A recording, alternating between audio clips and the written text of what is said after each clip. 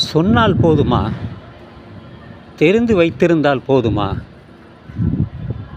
அதை பின்பற்ற வேண்டாமா?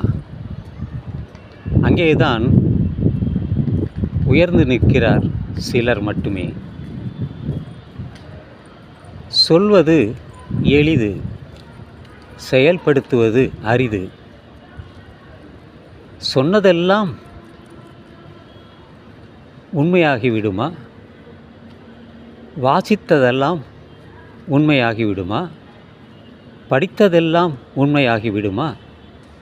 யார் ஒருவர் செயல்படுத்துகிறாரோ அவர்தான் உயர்ந்தவர்.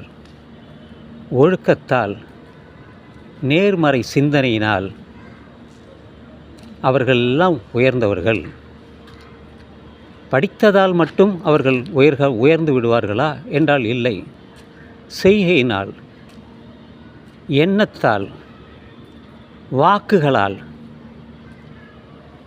யார் செய்கிறார்களோ அவர்கள்தான் உயர்ந்தவர்கள். உயர்ந்த மனிதன் ஒருவர் அல்ல, பலர் இருக்கிறார்கள். எல்லா மதத்தை தோற்றுவித்தவர்களும் மறைந்துவிட்டனர். ஆனால் அவர்கள் கொண்டு வந்த செய்தி இன்றளவும் உலகெங்கிலும் இருக்கிறது. காரணம் எழுதப்பட்டது தான். இன்று எழுதப்பட்ட நூல்கள் அனைத்துமே விக்கிபீடியாவில் நாம் தெரிந்து கொள்ளலாம். ஆனால் தெரிந்து கொண்டு என்ன செய்ய போகிறோம்? அதை பின்பற்ற வேண்டும், கடைபிடிக்க வேண்டும், செயலாக்கத்தில் கொண்டு வர வேண்டும். அப்படி யார் செய்கிறார்களோ அவர்கள்தான் வென்றவர்கள். அந்த கொள்கைகளை உள்வாங்கிக் கொண்டு வென்றவர்கள் அவர்கள்தான்.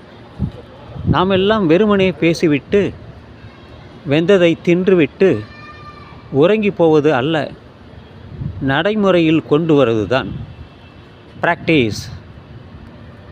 அது ப்ராக்டிஸ் இல்லைன்னா டெட்டு தான். எனவே கற்றது கைமண் அளவு, கல்லாதது உலகளவு. அது வாழ்நாள் முடியும் வரை அதை நாம் தெரிந்து கொண்டே இருக்க வேண்டும். ஏனென்றால் நம் மனதிலே இருளை விளக்கி வெளிச்சம் நம் மனதிலே, மூளையிலே உதயமாகும். அதுதான் ஞானம். ஞானம் அடைந்தவர்கள் வெகு சிலரே. அந்த ஞானத்தை பரப்பியவர்கள் வெகு சிலரே. அதனால் நாம் எல்லாம் அந்த கைமண் அளவை ஒரு இரு கைகளும் கொண்டு வருவது ஒரு நல்ல முயற்சியாகும். அதை நாம் எல்லோரும் செய்ய வேண்டும். மற்றவர்களுக்கு தேவைப்படும் பொழுது தேவைப்படுபவர்களுக்கு அதை நாம் அளிக்க வேண்டும். அதுதான் என்னுடைய கருத்தாகும். நீங்கள் ஏற்கலாம், மறுக்கலாம்.